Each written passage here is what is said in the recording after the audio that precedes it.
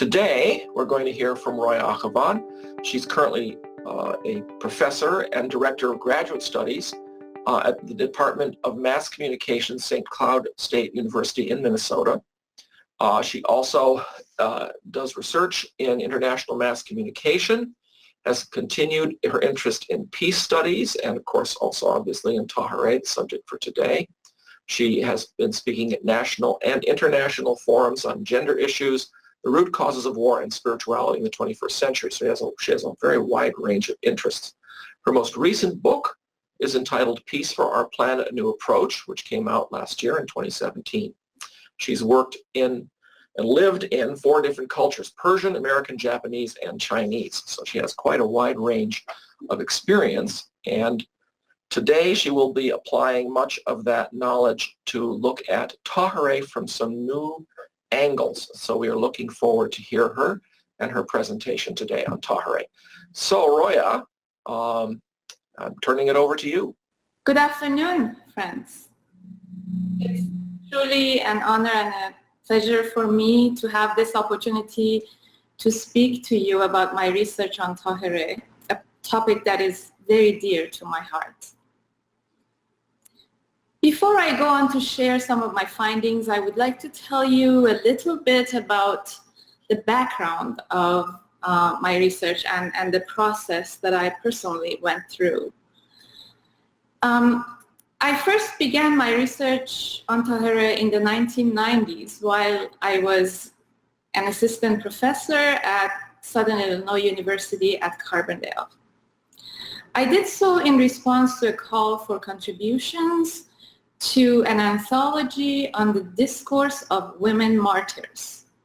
This was to be a feminist anthology bringing together the life stories of women who had sacrificed their life or something of great significance for the sake of principle.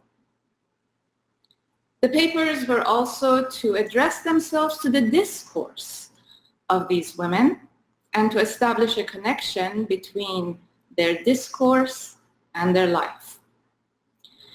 When I saw this announcement, I immediately thought of Táhirih and sent off an abstract to the editors, in which I drew parallels between Táhirih and Western heralds of women's emancipation, and argued that it was important for Western feminists to know more about the Eastern heralds of emancipation, such as Táhirih, who lived out their acts of heroism in an atmosphere far more oppressive than that facing their Western counterparts.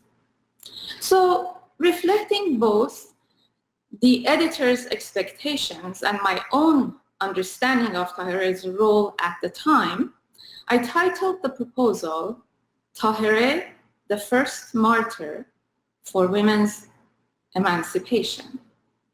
And in the meantime, I began a far and wide international search for sources and materials on Táhirih, particularly for her unpublished poetry and discourse.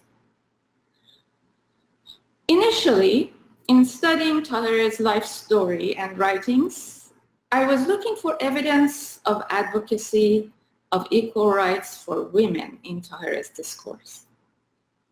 But as I began to delve more deeply into the life and discourse of Táhirih, it became increasingly clear to me that Táhirih's historical significance was far more complex and multifaceted than I had ever known or imagined.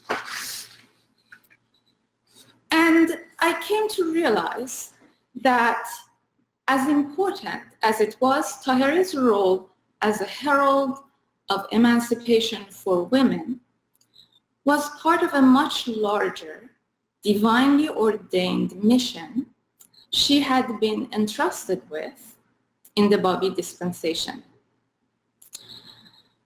In particular, I came to realize that the popularized portrayal of Táhirih, sometimes solely as a remover of the veil of women, or at times as an extraordinary woman who broke free from the oppressive gender roles of her time, represented a highly reductionist approach that limited our understanding of her true station in the annals of human and religious history.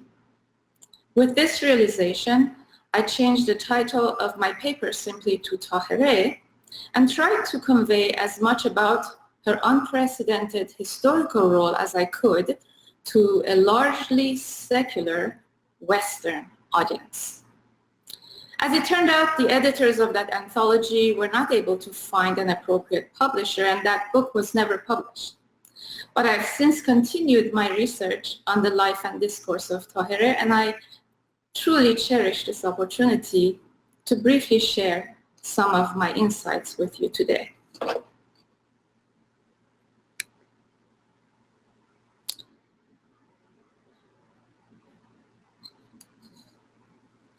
One of the most important points that has stood out to me in the process of my research concerns the symbolism of the veil and the significance of its removal by Táhirih.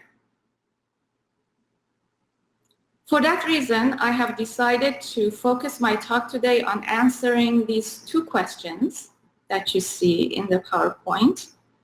What do Tahirih's Poetic Discourse and Symbolic Actions reveal about A, the divinely ordained mission and station of Táhirih, and B, the true meaning of the veil and its removal? In order to answer these questions, we need to first discuss the special significance of Táhirih as a leader in the Baha'i movement. At the time the Bab declared his mission in 1844, many people in the Muslim world, as well as many followers of other religions, were expecting the imminent return of the promised one according to the prophecies in their own scriptures. And many books and articles have been written about this and detailed the nature and history of these messianic expectations across the globe, so we don't need to delve into them today. But what does need to be pointed out is that to most of these people, the return of the promised one signified the fulfillment of the day of resurrection, or Ruz Qiyamat, as it is known in Persian, in the context of an apocalyptic event that was to be followed by a revival of that religion. So when the Bab declared his mission within the Islamic culture of Iran, most of the early believers understood his claims as one of being a gate to the promised Qa'im, not the promised Qa'im himself. And it was by no means clear to them that the advent of the Bab, far from initiating a revival of Islam, was in reality a new dispensation whose teachings marked a complete break with the traditions of the past. Indeed, the Bab himself chose to reveal the full nature of his claims very gradually during the first few years of his ministry. So throughout the Bab's ministry, there were many veils that needed to be lifted from the eyes even of those who counted themselves among his believers. The historical details of the Babi era are available in many books, and we are not going to delve into them in the short time we have today, but suffice it to say that it was a period of great tumult and tragedy.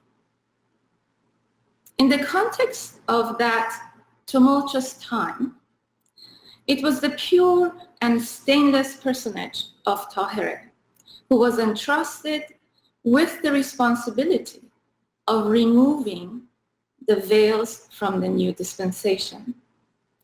And although the most symbolic of Tahirih's actions in pursuit of that mission occurred at the conference of Badasht, it was not just that one act, but the totality of Tahirih's life and discourse, her every breath, her every word, and her every act that was dedicated to rending the veils asunder.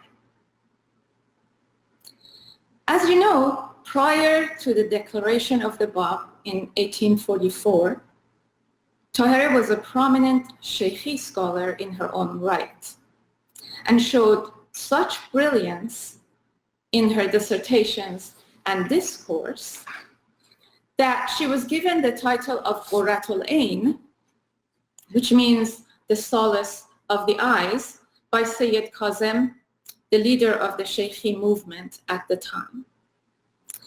But in addition to her intellectual brilliance, Tahirih burned with an intense love for the true beloved and an indomitable spiritual quest for finding the promised one. Interestingly, we find that in her essays, she actually describes these states as being necessary elements for all seekers of truth, namely a combination of what she called the spiritual or intuitive endeavor and the proof of wisdom. And indeed, the mystical way in which Tahirih ultimately found the Bab and recognized his true station in a dream may be considered in some ways to reflect a commingling of her intense spiritual love and her unmatched scholarly knowledge. While she was in Karbala, Tahirih had a dream in which she saw that the promised Qa'im was suspended between heaven and earth and was reciting certain verses. Not long after this dream, while reading the Ahsan al-Qisas, translated as the best of stories, she recognized those same verses in that book and immediately recognized the true station of the Bab. Based on Tahirih's discourse and actions after that dream, we can surmise that she had from the first moment recognized the Bab not only as the promised Qa'im, but also as a source of new revelation. Subsequently, almost immediately, Tahirih began to openly proclaim not only the advent of the promised one, but also the beginning of a new cycle of spiritual progress that required humanity to effect a complete break with the outworn traditions of the past and embrace new laws and practices in accordance with the requirement of the new age. In addition, Tahirih began to challenge the prominent clergy of the holy cities of Iraq to public debate. According to E.G. Brown, she issued her challenge to the clerics with such words as these: "Assemble the doctors, both Sunni and Shia, that we may confer and dispute, so the truth and falsity of either side and the wisdom of both parties may be made apparent to all persons of discernment." One of the prominent themes in Tahirih's discourse, and perhaps the most threatening to the existing social order, was her call for an end to the clerical rule in Iran, a system which she condemned as both outdated and corrupt. In one of her poems, Tahirih refers to the clerics as sitting in the seat of hypocrisy and the mosque as a shop dispensing holiness, predicting that soon the tie of the turban will be cut below the chin and the world will be free from superstition, and vain imaginings. Among the many bold actions that demonstrated Tahirih's belief in the need to suspend all Islamic rituals now that the Qawm had appeared was her symbolic action during the month of Muharram. In that instance, Tahirih defied centuries of Shia tradition by dressing in colorful clothes when everyone wears black during an annual period of ritualistic self-beating and mourning by men in streets in commemoration of the martyrdom of Imam Hussein. And of course, in this instance, Tahirih was celebrating the birth of the Bab, which in the lunar calendar falls on the same day as the martyrdom of Imam Hussein.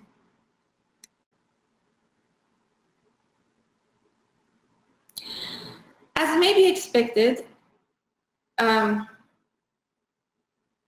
Tahirih's revolutionary teachings and actions greatly alarmed a large number of Babis, including a group of Babi men in Karbala, who subsequently decided to write a letter to the Bab about her.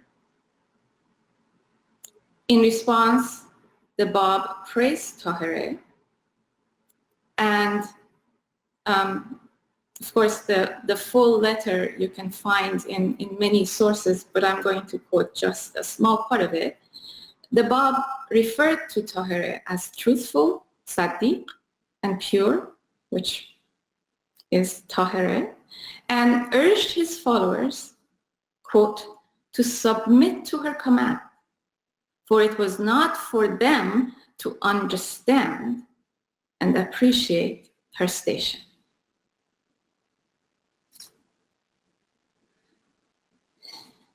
As may be also expected, as a revolutionary Babi leader who continued to teach with great audacity and attract large numbers of people to the Babi cause, Tahirih endured great persecution at the instigation of the Muslim clergy everywhere she went.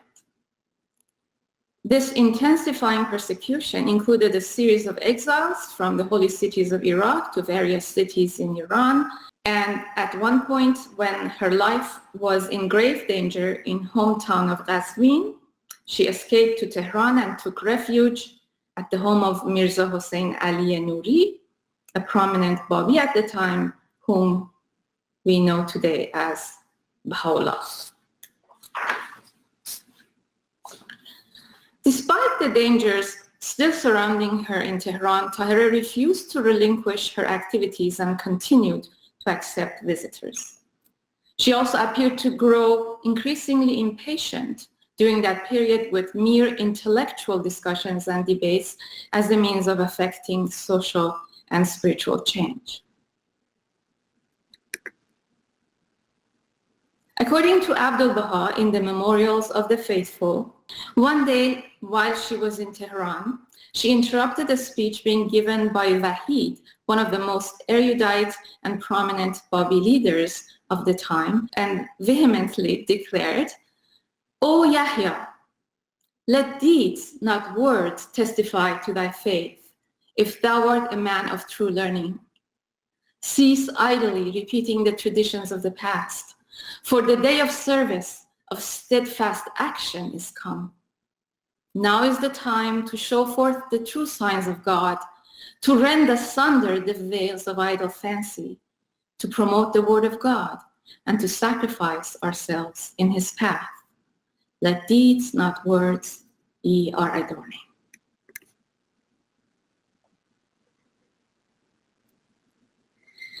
So this far, or thus far, this discussion has been meant to provide a context for answering the two questions I posed earlier in this presentation. What was Tahirih's divinely ordained mission, and what is the true meaning of the veil? and the act of rending it asunder.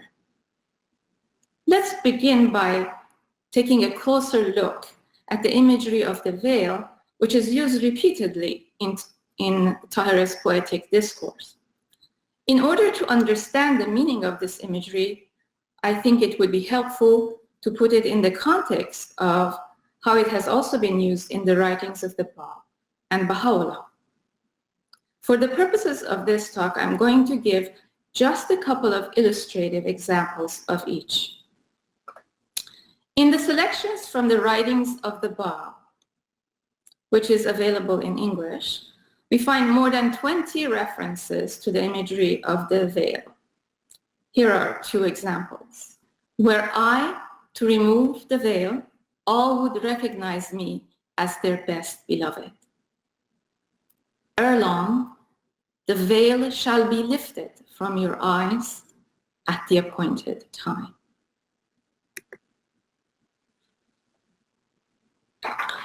Also, currently available English translations of Baha'u'llah's writings contain more than 120 references to the imagery of the veil. Here again are two examples.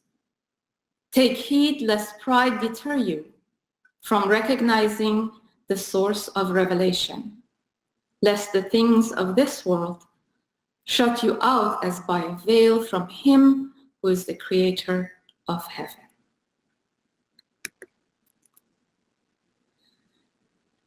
And also, no sooner had the eternal beauty revealed himself in Shiraz in the year 60 and rent asunder the veils of concealment than the signs of ascendancy were manifest in every land. So now that we understand the meaning of this imagery in the new dispensation, let us turn to the use of imagery of the veil in Tahirih's Poetic Discourse.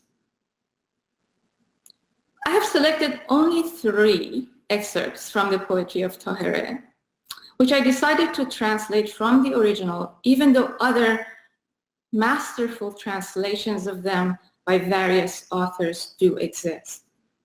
I did this because I wanted to translate the verses as literally as possible and not worry about maintaining some form of poetic rhyme, which is always an important preoccupation and challenge for translators of poetry. Just to add some interest to this presentation, I hope you will allow me to first read these verses in the original Persian and then present the English translation. Here's the first poem.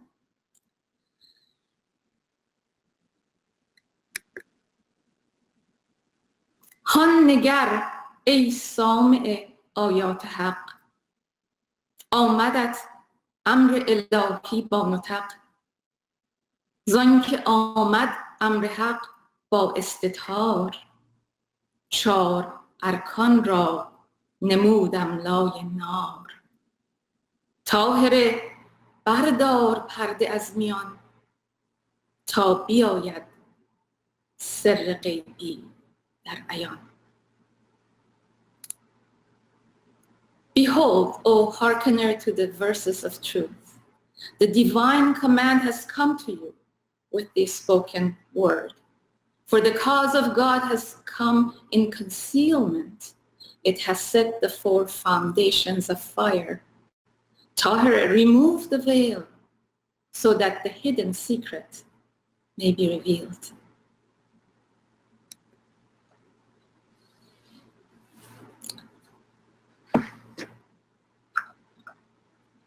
Here's the second poem. طلعت قدس بشارتی که ظهور حق شده بر ملا، بزن ای صبا تا به محضرش به گروه زنده دلان صلا. بزنید نغمه ز هر طرف که ز وجه طلعت ما عرف، رفع الغناء قد کشف ظلم اللیال قد انجلا. The last line is actually partly in Arabic. Glad tidings, O countenances of purity, that the revelation of God has been exposed. O eternal wind, call those with awakened hearts to give praise in his presence. Raise the melodious call from all sides, that from the face of the unknown countenance, the veil was removed, and as it lifted, the darkness of the night was wiped away.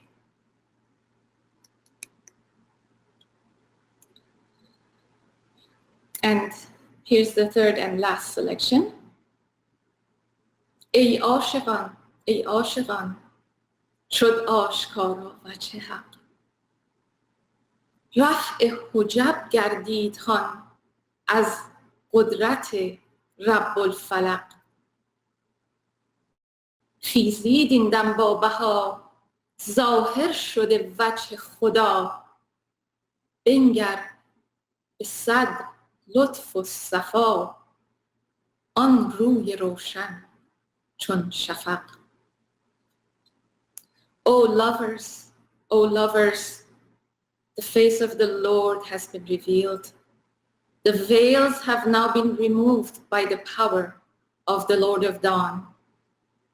Now arise with Baha. The face of God has been revealed. Behold, with 100 favors and delights, that luminous face resembling the rising sun.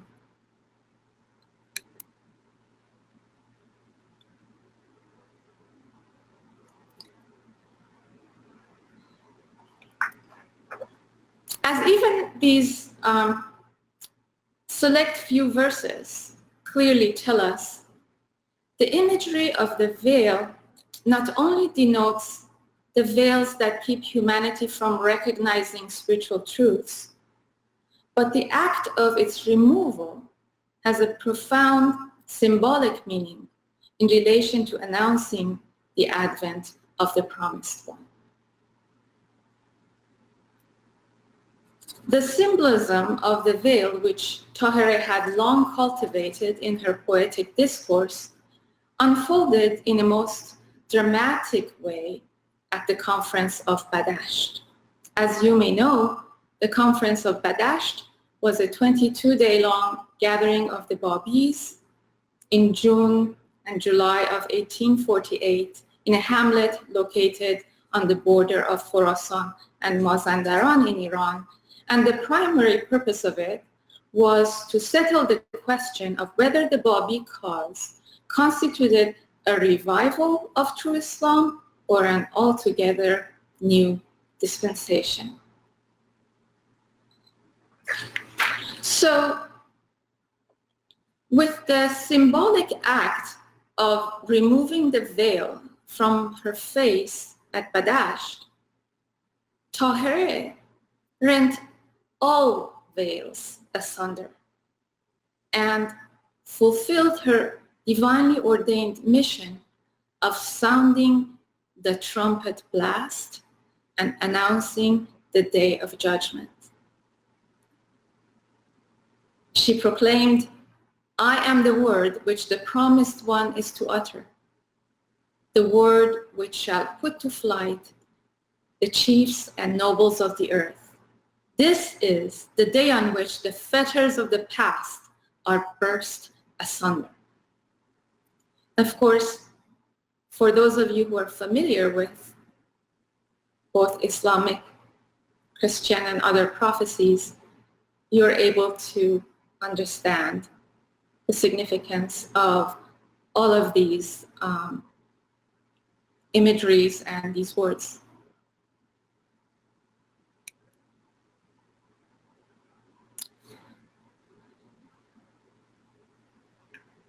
All of the authoritative Baha'i writings, including those by Abdul Baha and Shoghi Effendi, point clearly to the fact that Tahirih's role and mission in Badasht was to rend the veils asunder from the new revelation and to sound the trumpet blast, a term that comes from both Islamic and Christian prophecies about the day of resurrection and the day of judgment and the appearance of the promised one. Indeed, Abdu'l-Baha has made Tahirih's mission and station abundantly clear in the Memorials of the Faithful, when he says, Tahirih with her face unveiled stepped from her garden, advancing to the pavilion of Baha'u'llah. And as she came, she shouted aloud these words, the trumpet is sounding, the universal advent is now proclaimed. Read the surah of Inevitable, said Baha'u'llah. That is the surah of Al-Waqi'ah in the Quran. And the reader began, when the day that must come shall have come suddenly, the day that shall abase, the day that shall exalt. And thus was the new dispensation announced and the great resurrection made manifest.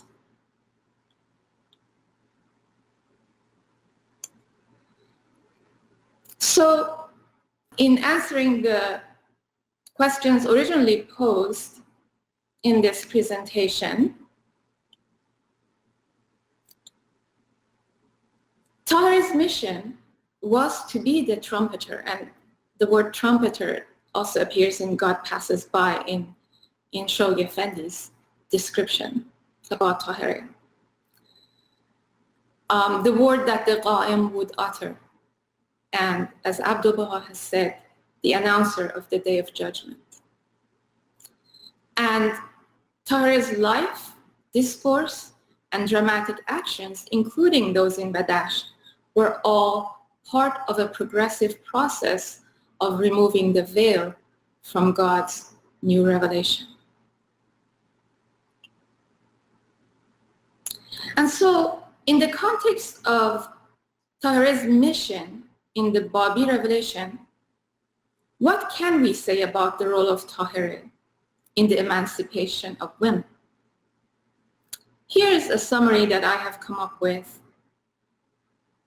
and I invite further discussion on it because I think we can get into more detail with your questions. But here's just a brief attempt. So, by sacrificing her life to proclaim the advent of the new day, Tahirih contributed to a process destined to bring about a revolutionary transformation in all aspects of human society. And clearly, the establishment of full equality between women and men as a fundamental prerequisite for the establishment of social justice and world peace will always remain inseparable from the totality of Tahirih's mission. But in confining the role and station of Tahirih to the emancipation of women, we unwittingly participate in perpetuating a kind of reductionist frame initially popularized by Western Orientalists who could only conceive of Tahirih as a woman who broke the patriarchal norms of her society. So the time has come for the world to get to know Tahirih outside of this reductionist frame. And now I invite your questions. Thank you so much. Thank you so much. That was really fascinating, Roya.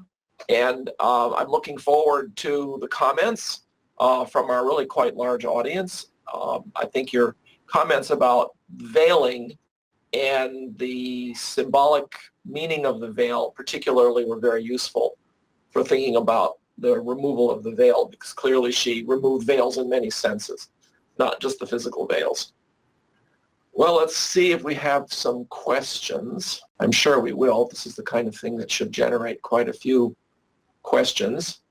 I'm curious about the translations that you are able to do, and how poetic are the other people's translations. I think I'm grateful that you've given us the more literarily precise translations. Since if you want to make things rhyme, obviously you have to rearrange things and move words around and everything. But I'm curious, how does your translation compare to the others? Have you thought about that?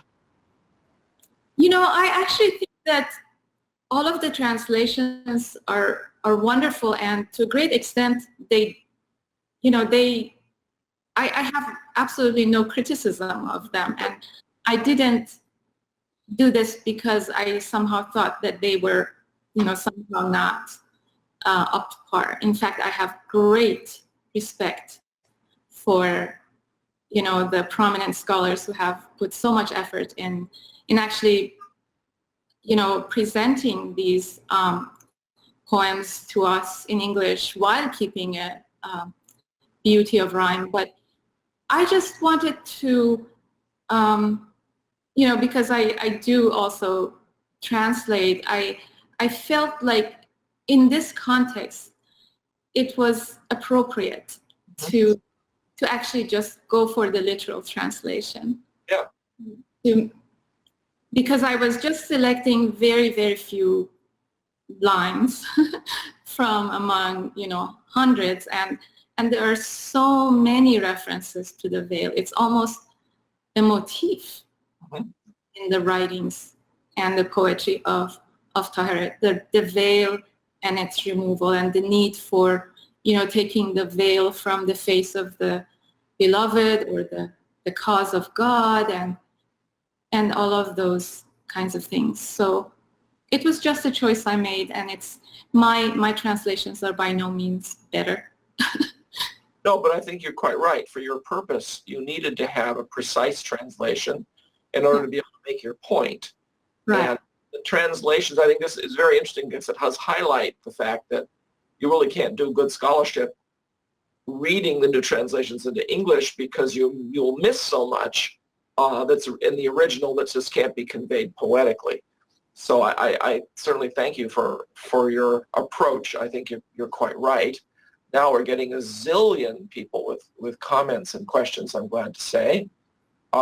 Kimberly says, beautiful story of Táhirih, wonderful ideas of telling a story, especially the upcoming bicentennial of the Bab, since Táhirih was one of the 18 letters of the living. Ludmilla says, can we get the PowerPoint slides for your presentation? And I assume we'll be able to put them up on our webpage where that's concerned. Yes. That'll probably be a few hours or perhaps sometime tomorrow when it's up. Mary says, the physical veil removed generates discussion. Do you have any insights as to the type of veil worn and removed by Táhirih there in Badasht? Really, I know just as much as you do, but I'm assuming that, the depictions that you have seen, there are some attempts at portraying Táhirih, with a veil. It was not customary to have burqas, like maybe this is the kind of answer that needs to be focused on. It's not, at that time, it's my understanding, it was not a complete covering of the face, but it was just covering of all of the hair. Mm-hmm. So the face actually, was visible, and I think that the people who have attempted to depict Tahirih have done a good job of it. So in that sense, it's more like the modern Iranian custom, women covering their hair, than the Saudi custom of women covering everything except their eyes, as far as you know. Yeah, even growing up in Iran, and because I left when I was a young teenager, but I never saw burqas. Even people who did wear veils in smaller towns or really conservative areas. Good. That's very interesting. That's a useful piece of information, I think, for people. Let's see the next thing. Linda asks, Could you tell us more about Tahirih's relationship with Baha'u'llah? Did she have an intimation of his station, which certainly was implied by that third poem, Poetic Extract, that you provided us? You know, I have read in a couple of places where people have alluded to possibly that Tahirih, because she does use also the term Baha in her poetry. So people surmise or guess that this was the case. I have not come across any, definitive answers about that. But one of the things about Tahirih, just like she recognized the Bab intuitively, or some might say in a revelatory experience, in a dream, in a vision, she was that kind of a personage. Mm-hmm. So it's quite possible that in some sense she had, I don't want to say recognized, but had some intimations of Baha'u'llah's station. Sure, some sort of sense of it. And I've heard the exact same thing you have. It's that there seems to be a sense that she recognized him, but yeah. And in fact, that's also the question Laura was asking. So I will acknowledge my friend Laura's question. Sujaya, I hope I've pronounced that correctly, says, was there any explicit response from Baha'u'llah or the Bab on the physical removal of her veil? In other words, was there any discourse that ensued following her act at the conference of Badasht? So the Bab, of course, was away in prison. And actually, from what we understand, Baha'u'llah himself orchestrated what happened in Badasht. And therefore, they would have been completely in agreement, without getting into too much esoteric detail here, with what Tahirih was doing. Because as I was trying to get at, just the letter of the Bab, and there's two of them, where he affirms a station for Tahirih, and the way that the leadership that Tahirih and Quddus and under the direction of Baha'u'llah showed in Badasht indicates that she was doing everything in accordance with what the Bab and Baha'u'llah would have wanted to happen.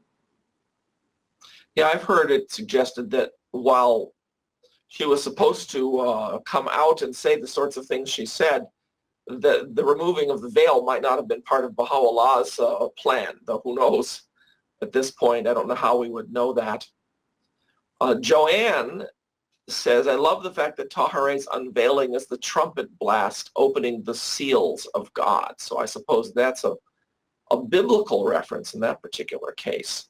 Yes, there are so many references in the Bible to the trumpet blast in relation to the Day of Judgment, and also in the Quran.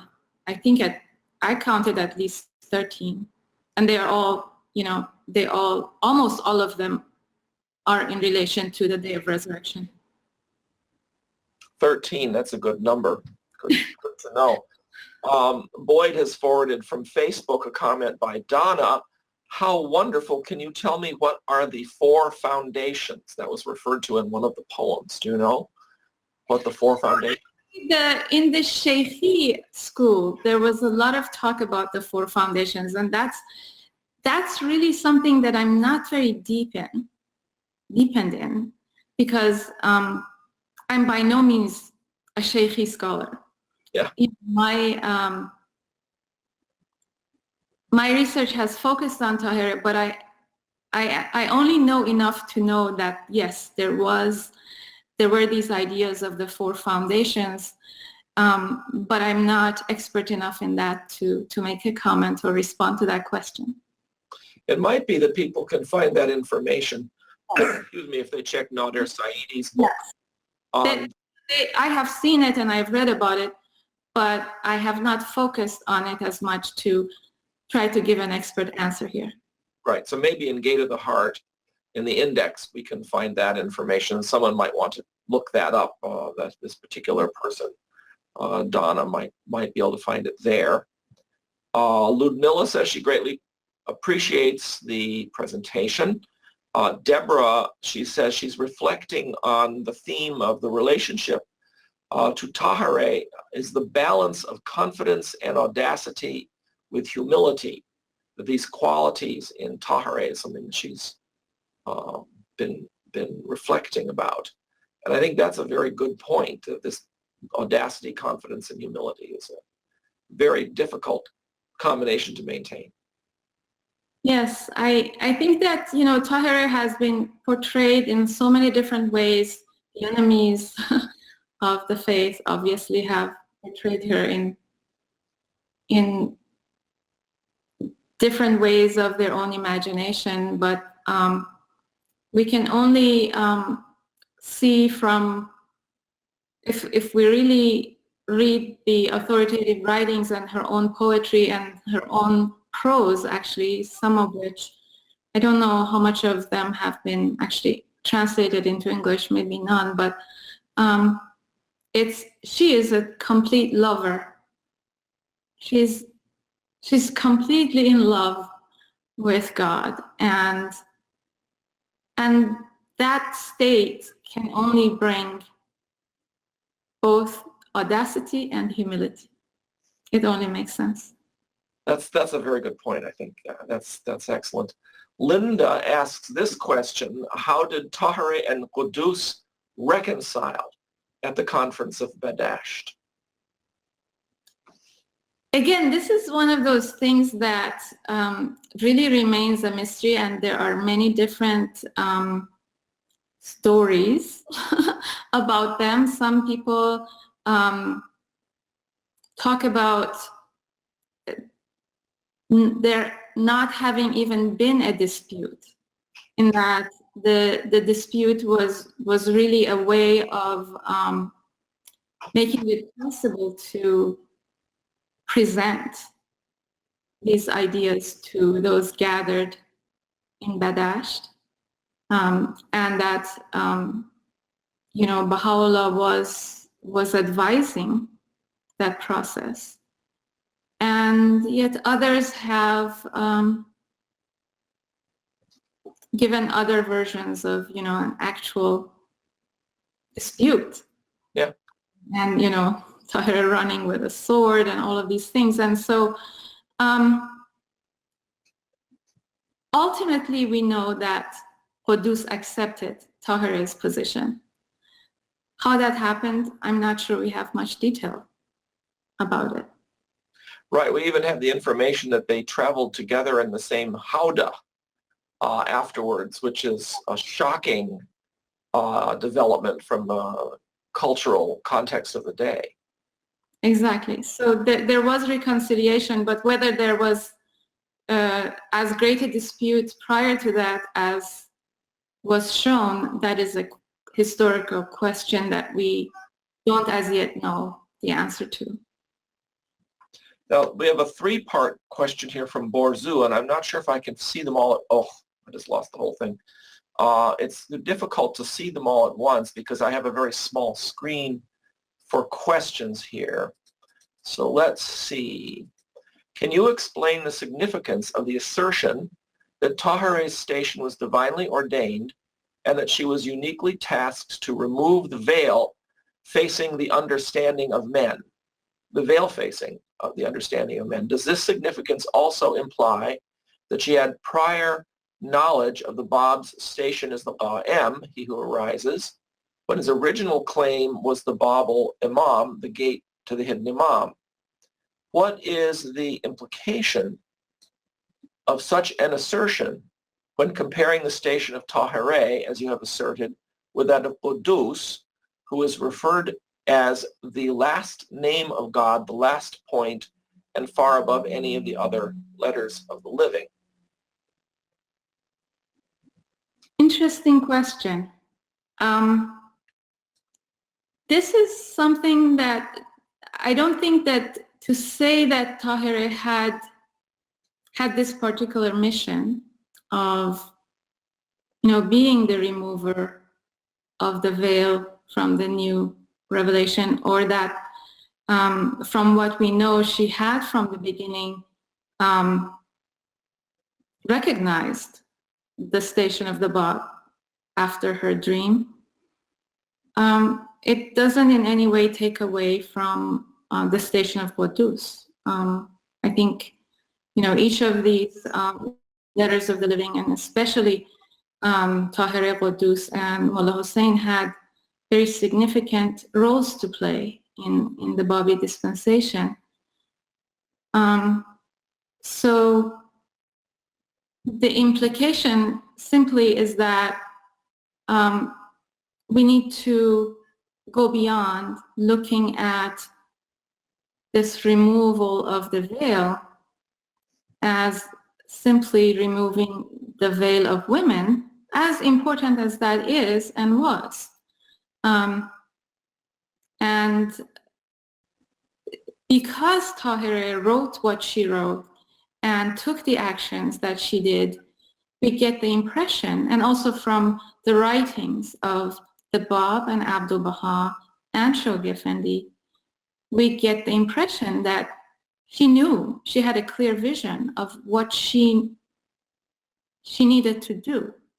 So she was, in a sense, choreographing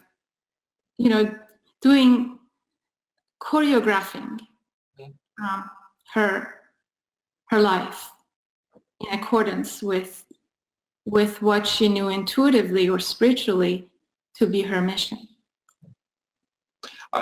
One of these questions was, did she have prior knowledge of the Bab's station as the Qa'im, instead of just being the Babul Imam? And I think you may have answered that, but I'm not sure. Right. What I was saying in this presentation was that when she had that dream, she recognized the Bab as the Qa'im, and there's a poem that she wrote that some people say it was her own poem, some people say she was quoting somebody else's poem, but when she basically asked that this poem be given to the Bab, she was basically expressing her recognition of his station. Okay, I think you covered the three questions then. Let me see. I believe that's all of them. Deborah says, Tahirih seems to bring a new station of balance to, she says, this theme. I don't know which theme she refers to. Please comment. Not clear what theme she means. She says this theme. Unfortunately, she said that at 2:41, which was 16 minutes ago, because the questions have come in for so long. I no longer know which theme she's referring to. The context has been lost. Let me see here. I'm going to go down a little farther. This particular question apparently was generated after watching The Gate. How much did Tahirih wear her veil after her revealing herself to the point she was killed? Was she always veilless in public? I'm not sure. I don't think that her unveiling was, as far as I know, was not a permanent thing, that she thereafter did not wear her veil, because it was such a strict custom. Yeah. Even for that one moment, we have read in Nabil's story, and also in God Passes By, that it was so shocking that, people fled or someone cut his throat. So it would not have been, I think, possible even to continue that at that time. So I just have a guess that no, he was wearing the traditional dress, yes. I suspect you're right. I mean, it's difficult for us to have a good analogy to this, but the only analogy I can think of is that whenever I've gone to France and we go to a public swimming pool, there are women sunning themselves topless at a public swimming pool or on a public beach, which is an utterly inconceivable thing to do in the United States. And it's the sort of thing that to Americans in the American context would be utterly shocking, but in Europe it's not so shocking. And I don't know whether that's a good analogy or not, but perhaps gives us a bit of a sense of the shock, perhaps a little bit of the sense of the shock that being veilless would have been in that culture. I don't know. Nancy asks this question: we know so little of the central women in the faith and the events of their lives. Do you feel the facts and interpretation of their behavior was purposely left for later because, as with the case of Tahirih removing her veil at Badasht, the significance of these women and their contributions would have been understood so minimally? Or was Tahirih unique in this respect? Wonderful question. I look at myself. When I started this research, which I talked about in almost like 20 years ago, I considered myself a very conscious feminist, and really having been even brought up with these principles.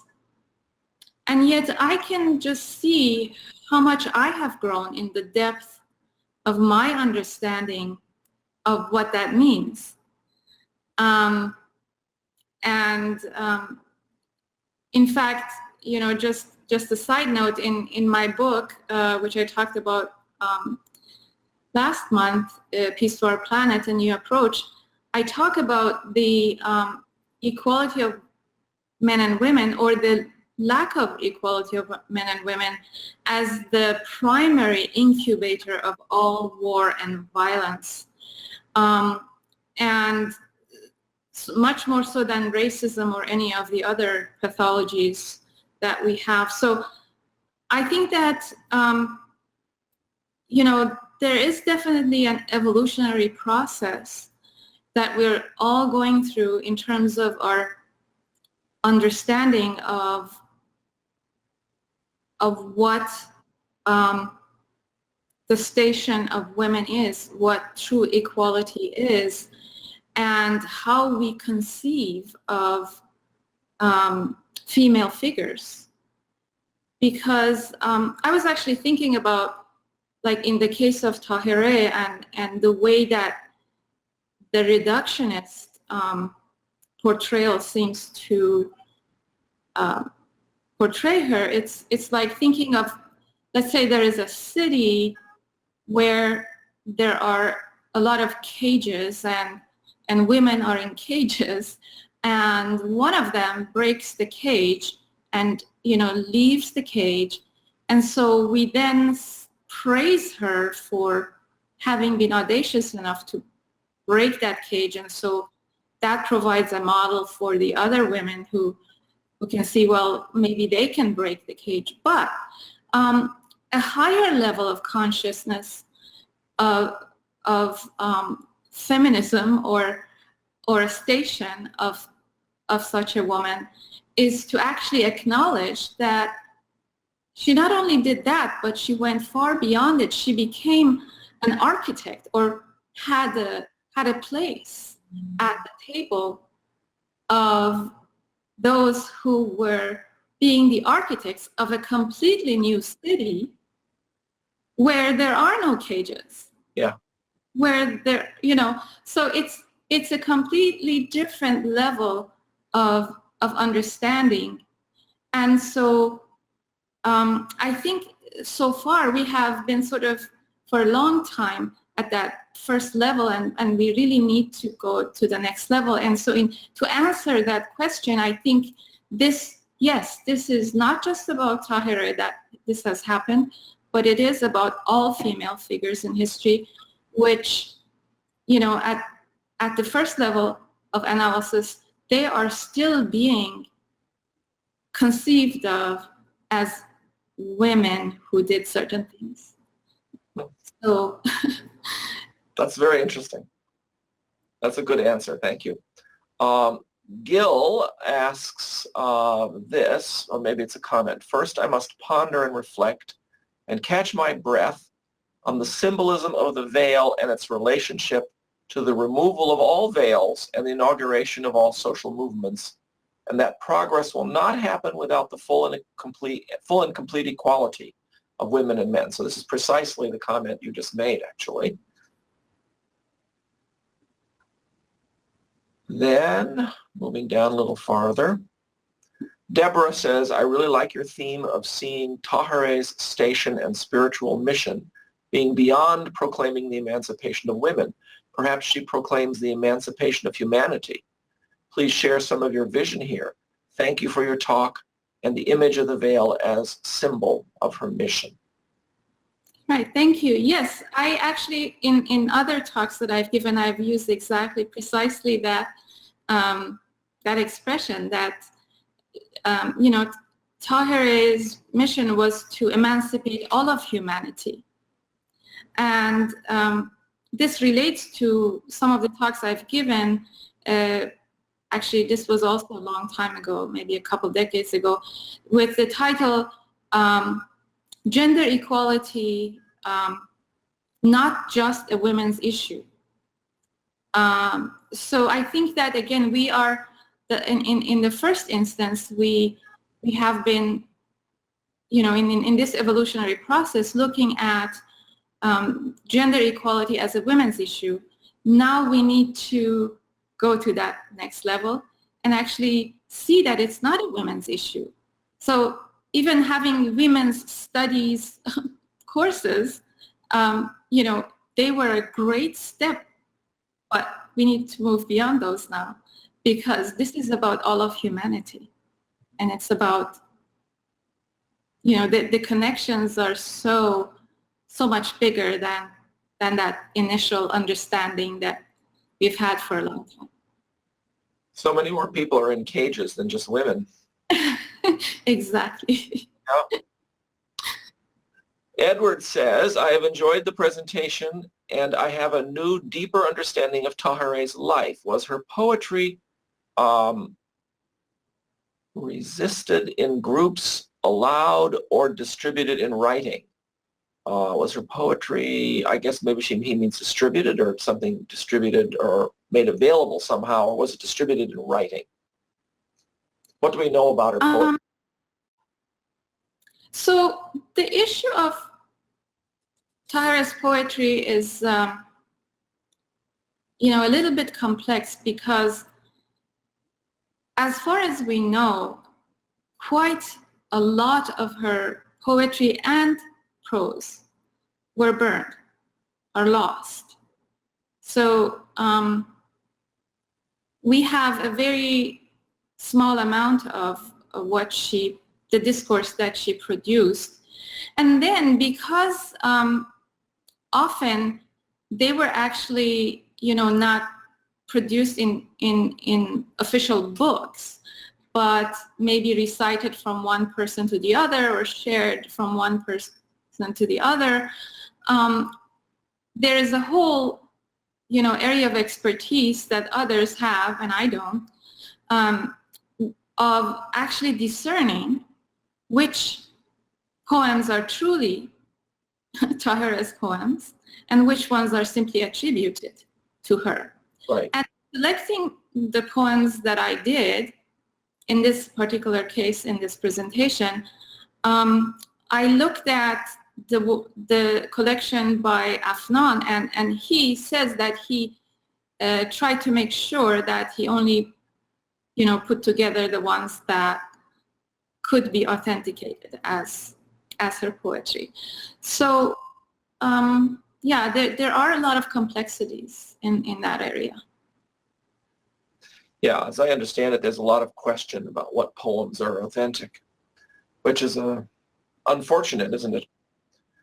Yes, but the ones that we see, and I did have, in my research that I did receive a large sort of tract of handwritten poetry that is attributed to Tahirih, and the imagery of the veil is so widespread that I think that we can be sure at least the ones that have this imagery in this way are hers, I would say. David asks this question from YouTube, so I'm glad we're getting the comments from YouTube as well. What can we learn about the synergism of not separating the emancipation of women from other realities of change/growth?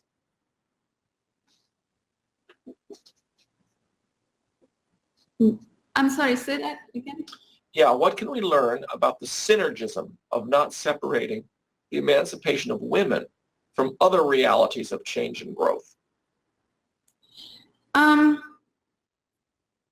So I will say that, we cannot compartmentalize issues or barriers that still remain in the path of humanity to reach peace and justice and prosperity.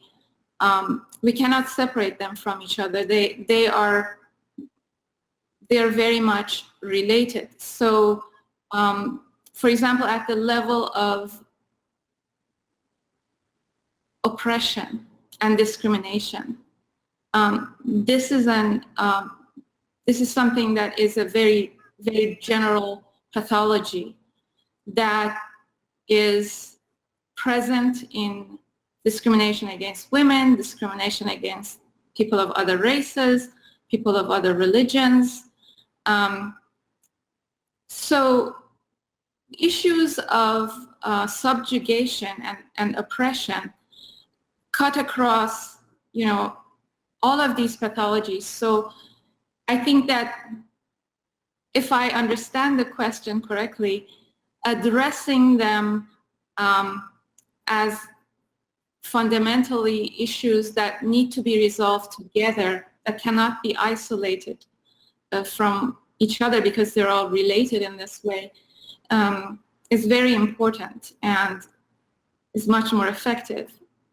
So yeah, it's a big question. I don't want to keep going on and on, but that's my first response. Good. David asks this historical question from the history of Islam. A Baha'i historian, Ala Daxerhoff, suggested in her talks that the fifth caliph, Muawiyah, introduced the veil in order to suppress the dissents of Fatima and Aisha, his two greatest critics. It would thus represent all of the corruptions introduced into Islam. Does this ring true to you? I don't pretend to be a historian that far back. And also, I would not make such sweeping generalizations myself. What I would say is that it is by no means a given when you read the Quran itself that women are required to wear any kind of a veil. So like so many of, the traditions or practices of, all religions, not just Islam. Do you dip people when you baptize them or don't you? Think questions like that. The question of whether women need to, cover their faces, cover their hair, do nothing. These are, I think, man-made, largely man-made. This I can say. That's a good answer, I think. Let's see. Nancy asks this question: do you believe that more sources on women in the faith are likely to be discovered in the future? I sure hope so, and we already see a trend toward that. I think just in the last decade, I have seen a lot more, I've seen books about, the greatest holy leaf and other women in the faith. And I think also history is something that evolves as we find more sources, and hopefully there will be more sources discovered. There will be more accounts authenticated in the future. I know there are a lot of people working on that. So yes, I'm very hopeful that so. But I just hope that future accounts of Tahirih remain cognizant of not again and again and again perpetuating this reductionist frame, which I still see. Yeah. In cases, yes. Yeah. Bahari Ma'ani has done some very good work on the families of Baha'u'llah and Abdul Baha, the women of Baha'u'llah and the Bab. Some very good work, and we actually have a Woman Institute course based on her book. So Nancy might want to look at the book, The Leaves of the Twin Holy Trees. Right. That particular case. Shahla asks this: isn't it significant that she was a woman in that role of the trumpeter, the announcer of the Day of Judgment? As we know, the symbolism of a female is often used in the writings of Baha'u'llah. Some writers even express that she never claimed to be a feminist. Okay, two things. The first thing about the fact that she is a female, yes, it is very significant. We know that also the female figure or understanding of the female, when Baha'u'llah received his revelation in the Siyah Chal, he talks about the maiden that appeared to him as being the image of the remembrance of God. I think that is extremely significant in terms of the role of the female in the Baha'i and in the Babi and the Baha'i dispensations. To answer the other question of whether Tahirih was a feminist, I think it is, when she was living, the concept of feminism didn't exist, but it is inconceivable that we could think of her as anything but someone who was very conscious of the gender implications of what she was doing. And obviously she felt that she was, she had a station, and that she often expressed that that point. And she was, she did actually make attempts to educate women, to teach them, and she took many actions that went far, far beyond the norms of her time. So if we're talking about those actions, including divorcing her own husband, that culture, and so many other things, you could see her as what we call today a feminist, but I'm not sure that concept existed then. So in saying that Tahirih's role went far beyond the popularized image, it doesn't deny that her life had many, many gender implications. think it's an excellent answer. Thank you.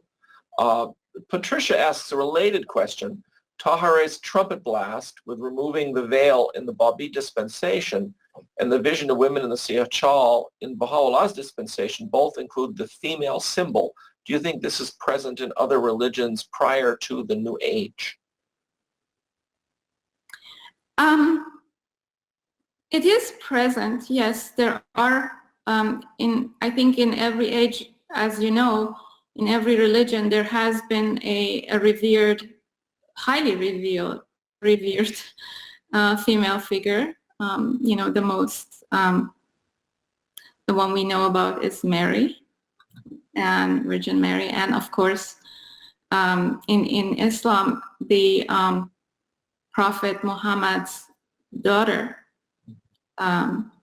Fatima, was quite revered, and in fact, it is in prophecy that on the day of resurrection, Fatima will appear without her veil.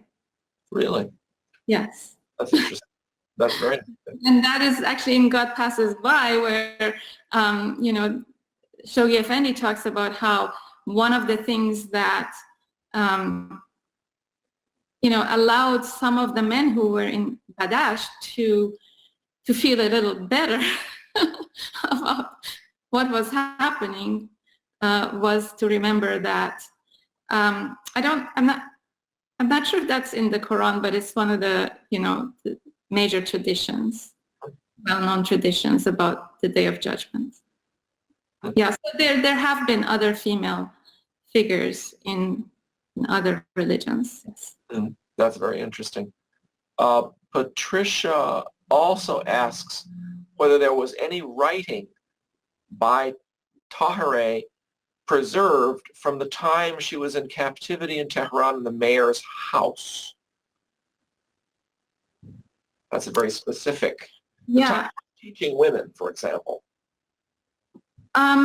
We know that she was teaching women, so that is a historically known fact. As far as her writings being preserved, I know there are volumes of writings, prose, that are attributed to Tahirih that we do have, in the research department of the Baha'i World Center, and but I don't know, what period they would be from, whether they would be after her presence in the home of the Kalantar. What I do know is that actually they were not giving her pen and paper to write on at that time. So one story, which I think is in Martha Ruth's account, is that she would just, make do with anything that she could find to make pen and paper out of them and write. So that time was very restricted anyway. Yeah. Interesting. Sunil says, Dr. Roya, how would you describe Tahirih's spiritual station? Who am I to describe that? I can only say that based on Abdul Baha and Shoghi Effendi's and also the Bab's writings, she had a special station, and that was to be the trumpet blast, to be the announcer of the Day of Resurrection and the Day of Judgment, and to take all the veils away from the new revelation. And these are not from me, they're from the writings of the faith. That's very good. But we don't focus on them. That's the point. That's the one thing that I would like, if my beloved audience takes anything away from this presentation is that we are focusing only on one thing, which is Mr.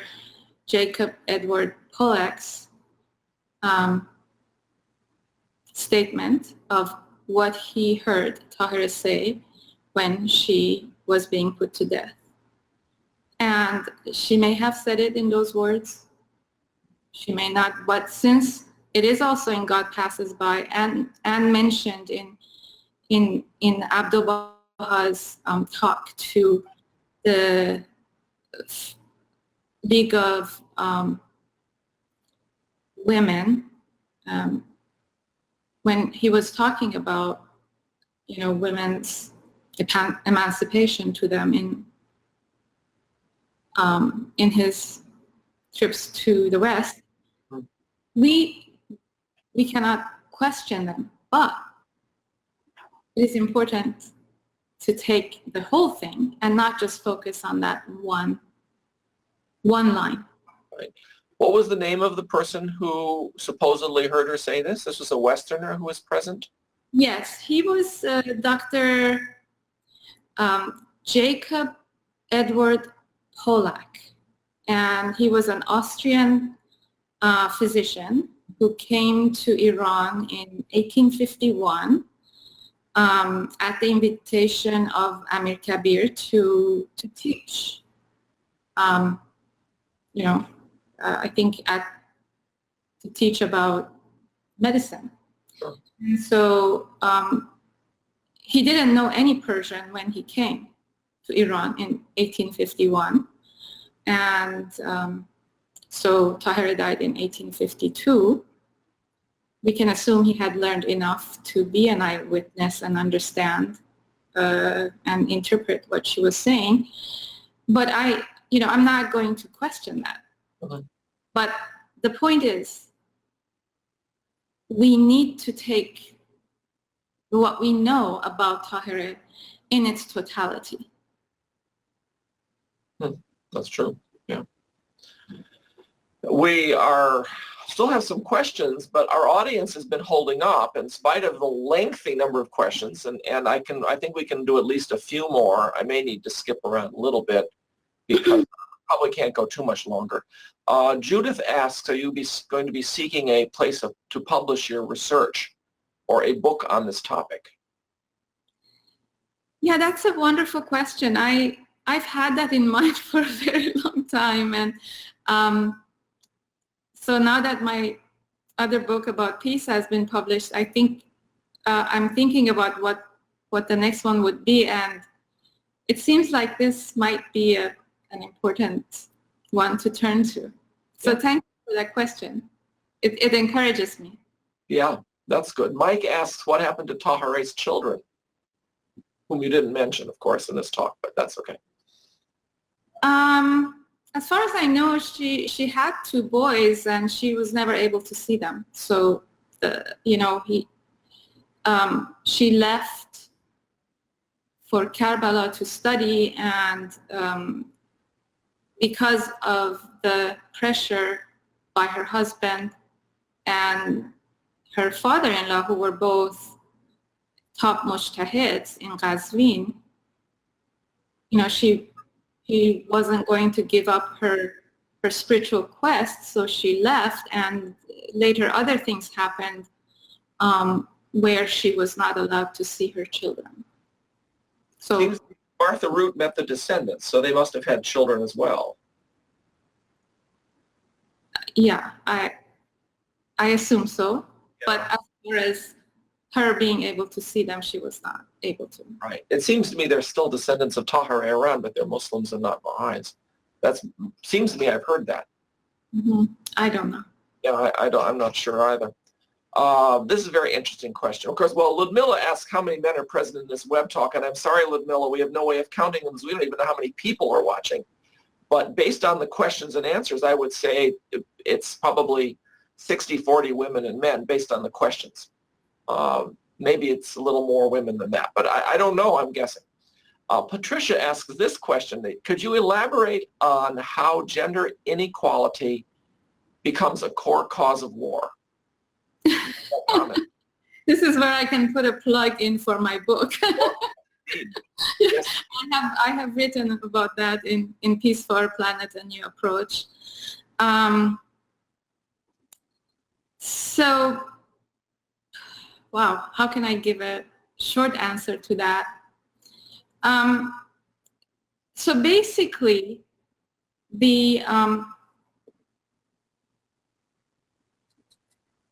there's so many different aspects to this, but because of the glorification of the male's role of being a warrior, and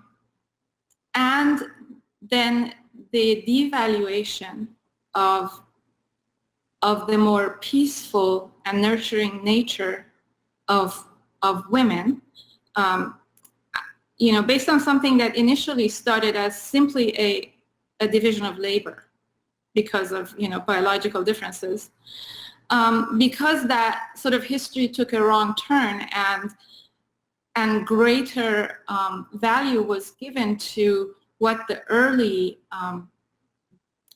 male species was engaged in, which was hunting and defending and, being a warrior.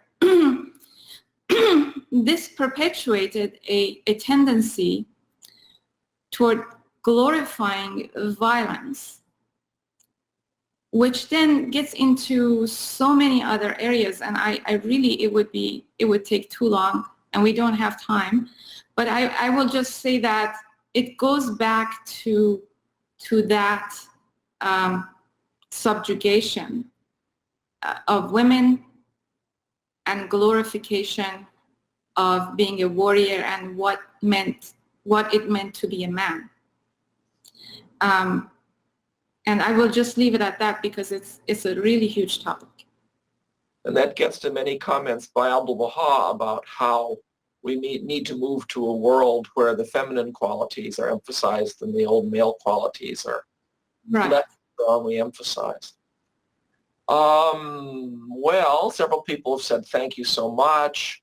One person noted that it's the character of frequently a character of human beings to simplify the original story so that we miss many of the points that were intended. So I think that very much goes along with your comment about how we've accepted some of the Orientalist approaches to Tahirih. And then there is a movement by Iranian women to stand inside of the street by traffic in Iran and put their veils on sticks or their headscarves on sticks. You see these actions related to what Tahirih started. Until women in Iran are given more rights without being political, do we see any progress?